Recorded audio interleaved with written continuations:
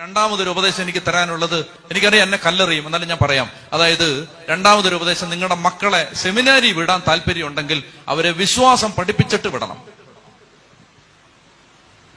സെമിനാരിയിൽ വിടാൻ, നിങ്ങളുടെ അച്ഛനാവാൻ പഠിപ്പിക്കാൻ നിങ്ങൾക്ക് നിങ്ങളുടെ മക്കളെ വിടാൻ താല്പര്യം ഉണ്ടെങ്കിൽ നേരത്തെ വിശ്വാസം പഠിപ്പിച്ചിട്ട് വിടണം. നേരത്തെ വിശ്വാസം പഠിപ്പിച്ചിട്ട് വിടണം.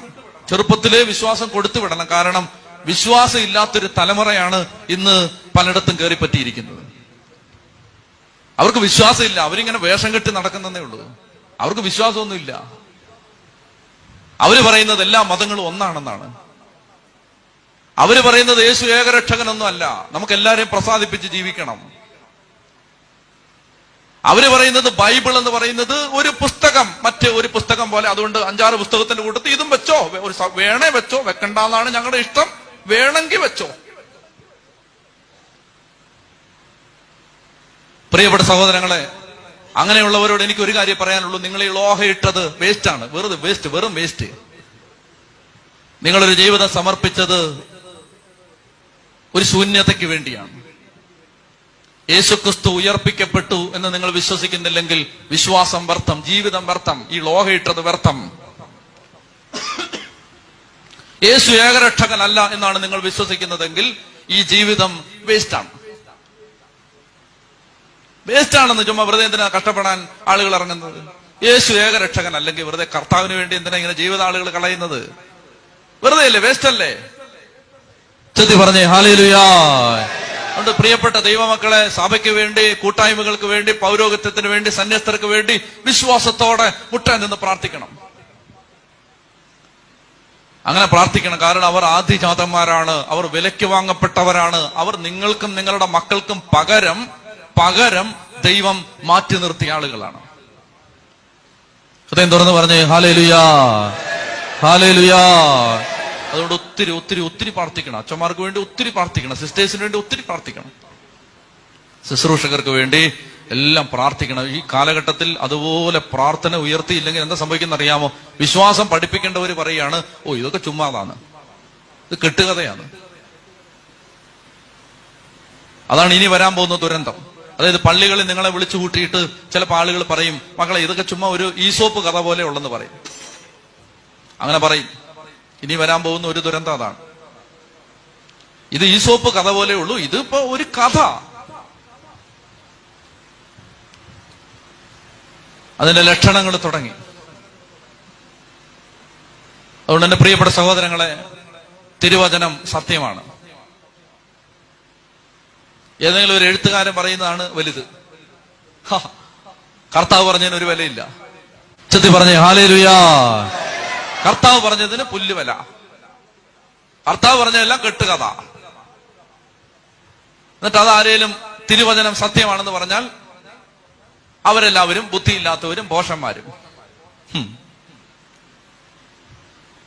നിങ്ങളിങ്ങനെ ഇരുന്നോ തലവേദന മാറാൻ വേണ്ടി? കേട്ടോ, നിങ്ങൾ നടുവേദനയും പറഞ്ഞുകൊണ്ടിരുന്നു. പ്രമാദമായ വിഷയങ്ങൾ വേറെ കിടക്കുന്നു. അതുകൊണ്ട് നിങ്ങൾ ഓർക്കേണ്ടത്, പ്രിയപ്പെട്ട മക്കളെ, വിശ്വാസം ക്ഷയിച്ചു പോകാതിരിക്കാൻ പ്രാർത്ഥിക്കണം. ഇന്ന് തലക്കിട്ടാണ് പലർക്കും അടി കിട്ടിയിരിക്കുന്നത്. തലക്കിട്ട് വിശ്വാസം ഇല്ല, ബാക്കിയെല്ലാം ഉണ്ട്. മസിലും ഉണ്ട്, പണവും ഉണ്ട്, കരുത്തും ഉണ്ട്, ആരോഗ്യമുണ്ട്, വലിയ വണ്ടിയും ഉണ്ട്, നല്ല സംവിധാനമുണ്ട്, എല്ലാം ഉണ്ട്. തലക്കിട്ട് അടി കിട്ടി, വിശ്വാസം മാത്രമില്ല. അതുകൊണ്ട് അതിശക്തമായിട്ട് സെമിനറികൾക്ക് വേണ്ടി പ്രാർത്ഥിക്കണം, വൈദിക വിദ്യാർത്ഥികൾക്ക് വേണ്ടി പ്രാർത്ഥിക്കണം,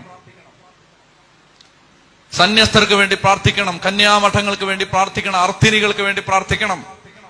ഇതെല്ലാം നമ്മുടെ പ്രാർത്ഥനയുടെ വിഷയമാക്കി മാറ്റണം. വീട്ടിലിരുന്ന് പ്രാർത്ഥിക്കും, അതൊക്കെ പറഞ്ഞ് പ്രാർത്ഥിക്കണം. അനേകരുടെ, അതായത് തത്വചിന്ത, പൗലോസ് പറയും, അതായത് ഈ തത്വചിന്തയാണ് തലയ്ക്കകത്ത് കിടക്കുന്നത്. തത്വചിന്ത, ഫിലോസഫി, അത് തലയ്ക്കകത്ത് കിടന്ന കുഴപ്പം എന്നാണെന്നറിയാമോ? അതിനെക്കുറിച്ച് പൗലോസ് പറയുന്നുണ്ട്. ക്രിസ്തുവിന് യോജിക്കാത്തതും പ്രപഞ്ചത്തിന്റെ മൂലഭൂതങ്ങൾക്ക് മാത്രം യോജിച്ചതുമായ വ്യർത്ഥ പ്രലോഭനത്തിനും, ഞാൻ വായിക്കാം, 2 കൊളോസോസ് 2:8, ക്രിസ്തുവിന് യോജിക്കാത്തതും പ്രപഞ്ചത്തിന്റെ മൂലഭൂതങ്ങൾക്കും മാനുഷിക പാരമ്പര്യത്തിനും മാത്രം ചേർന്നതുമായ വ്യർത്ഥ പ്രലോഭനത്തിനും തത്വചിന്തയ്ക്കും ആര് നിങ്ങളെ ഇരയാക്കാതിരിക്കാൻ ശ്രദ്ധിക്കണം. അതായത് ഒരു ഫിലോസഫി പറയുകയാണ് യേശു ഏകരക്ഷകനല്ല എന്ന് പറഞ്ഞാൽ അതിനെക്കുറിച്ചാണ് ഈ പറയുന്നത്. അതിനിരയാവാതിരിക്കാൻ നിങ്ങൾ നോക്കണം. തത്വചിന്ത തലയ്ക്കകത്തങ്ങ് കയറി കിടക്കുകയാണ്. ഫിലോസഫർ പറഞ്ഞാണ് വലുത്. ഈശോ മിശിഹ പറഞ്ഞതിന് ഒരു വിലയില്ല. എവിടെ എത്തി നിൽക്കുന്നു നമ്മുടെ അവസ്ഥ? എവിടെ എത്തി നിൽക്കുന്നു? നമ്മൾ എവിടെ നിൽക്കുന്നത്? നമ്മൾ ആർക്ക് വേണ്ടിയാണ് ജീവിച്ചത്? പാവപ്പെട്ട മനുഷ്യര് കാണിക്കിട്ട പൈസ കൊണ്ട് ഭക്ഷണം കഴിച്ച് നമ്മൾ വളർന്നിട്ട് വലുതായിട്ട് പഠിച്ചിട്ട് നമ്മൾ പറയാണ് കർത്താവ് ഏകരക്ഷകനല്ലെന്ന്.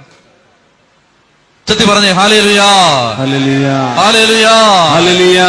പ്രിയപ്പെട്ട സഹോദരങ്ങളെ, അതുകൊണ്ട് നമുക്ക് കർത്താവിന്റെ സന്നിധിയിൽ സഭയ്ക്ക് വേണ്ടി പ്രാർത്ഥിക്കണം. അതായത് തലക്കടി കിട്ടരുത്. തലക്കടി കിട്ടിയേ പോയി. സർപ്പത്തെ പോലെ വിവേകിയാവണമെന്ന കർത്താവ് പറഞ്ഞു. എന്തെന്നറിയാമോ? സർപ്പം ഒഴിഞ്ഞു മാറും. തലക്കടി കിട്ടാതിരിക്കാൻ നോക്കും. അതിങ്ങനെ മാറും, തെന്നി മാറും. തലക്കടി കിട്ടാതിരിക്കാൻ നോക്കും. തലക്കടി കിട്ടിയാ പോയി. വിശ്വാസം പോയാ പോയി. പിന്നെ സംവിധാനങ്ങളെല്ലാം വെറുതെ. പിന്നെ എല്ലാ സംവിധാനങ്ങളെല്ലാം സാത്താന്റെ സംവിധാനങ്ങളാണ്. വിശ്വാസം പോയി കഴിഞ്ഞാൽ പിന്നെ എന്തെല്ലാം ഉണ്ടെങ്കിലും ധ്യാനകേന്ദ്രം. ഇവിടെ വിശ്വാസം ഇല്ലെങ്കിൽ ഇത് സാത്താന്റെ ധ്യാനകേന്ദ്രമാണ്. അത് നിങ്ങൾ അറിഞ്ഞിരിക്കണം. വിശ്വാസം ഇല്ലെങ്കിൽ ഇത് ധ്യാനകേന്ദ്രമാണ്, പക്ഷെ സാത്താന്റെ ധ്യാനകേന്ദ്രം. ചത്തി പറഞ്ഞേ ഹല്ലേലൂയാ. വിശ്വാസം ഇല്ലെങ്കിൽ രൂപത, സാത്താന്റെ രൂപത. വിശ്വാസം ഇല്ലെങ്കിൽ സെമിനാരി, സാത്താന്റെ സെമിനാരി. വിശ്വാസം ഇല്ലെങ്കിൽ കോൺഗ്രിഗേഷൻ, സാത്താന്റെ കോൺഗ്രിഗേഷൻ. യേശു ഏകരക്ഷകനാണ് എന്ന് ഏറ്റുപറയാൻ പരിശുദ്ധാത്മാവ് മുഖേനയല്ലാതെ ആർക്കും കഴിയില്ല എന്ന് പൗലോസ്ലീഹ പറയുന്നുണ്ട്. യേശു ഏകരക്ഷകനാണെന്ന് ഏറ്റുപറയാൻ പരിശുദ്ധാത്മാവ് മുഖേനയല്ലാതെ ആർക്കും പറ്റില്ല.